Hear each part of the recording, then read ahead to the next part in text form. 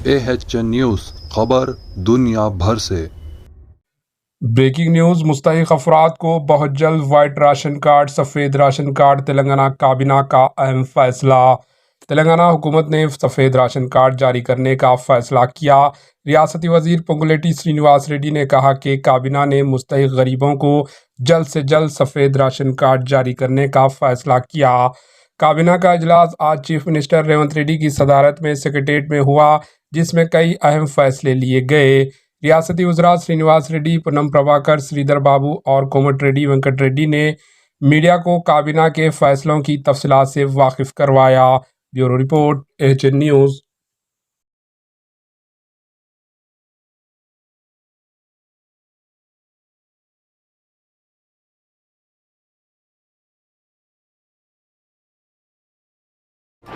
AHN news को like करें, share करें और सब्सक्राइब करना ना भूलें।